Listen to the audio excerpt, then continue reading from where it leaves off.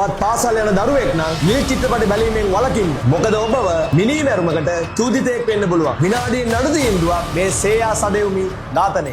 2015 සැප්තැම්බර් මාසෙ කියන්නේ කොටදෙනියාව ප්‍රදේශයට අඳුරු කාලයක්. සේයා සදෙව්මි ඝාතනය ගැන මම ඔබට අමුතුවෙන් කියන්න වැඩක් නැහැ. අපි මේ ඉන්නේ 20යි 26 අවුරුද්දේ පළවෙනි කාර්තුවේ. හරියටම මීට අවුරුදු 10කට කලින් ලංකාව හොල්ලපු මේ ඝාතනය පිළිබඳ අපි පසු විපරමක් කරන්න හිතුවා. ලංකාවේ මිනිස්සු කියන්නේ පොඩි දෙයකිනුත් මාර විදිහට කලබලයට ලක් වෙන මිනිස්සු. සේයා දැරවිය අතුරුදහන් වෙච්ච වෙලාවේ ඇගේ ඝාතනයට ඇඟිල්ල දික් වෙච්ච පුද්ගලයෝ 10ක් විතර හිටියා. පාසල් යන දරුවන්, ඇගේ පියා, ඒ පාරේ යන එන අය මේ වගේ බොහෝ දෙනෙක්ට ඇඟිල්ල දික් වුණා. වරදක් කරපු අයෙක් වේ නම් නීතියෙන් අනිවාර්යෙන් දඩුවමක් තියෙන්න ඕන. හැබැයි මේ සිද්ධිය වෙච්ච වෙලාවේ මහ ජනතාව නීතිය අතරගත්තු අවස්ථා අපිට දක්න ලැබුණා. ඇත්තටම මිනිසුන්ට ඕනුනේ නියම අපරාධකාරය හොයාගන්න නෙවෙයි. කවුරු හරි කෙනෙක් අපරාධකාරයෙක් විදිහට හංහඩු ගහන්න. මේ හේතුව නිසා අත්අඩංගුවට ගත්ත බොහෝ දෙනෙක් DNA සාම්පල පරීක්ෂා කරලා ඒ නොගැලපීම නිසා අත්තරින්න ඕන. කොණ්ඩේ කියන නම ඔබට හොඳට මතක ඇති. අවසානයේ ඇඟිල්ල දික්ුණේ ඔහුට. හැමෝම හිතුවා ඔහු තමයි අපරාධකාරය කියලා. නමුත් DNA සාම්පල් නොගැලපීම නිසා ඔහුත් නිදොස් කොට නිදහස් කරන්න වුණා. අවසානයේ මේ DNA සාම්පල ගැලපෙන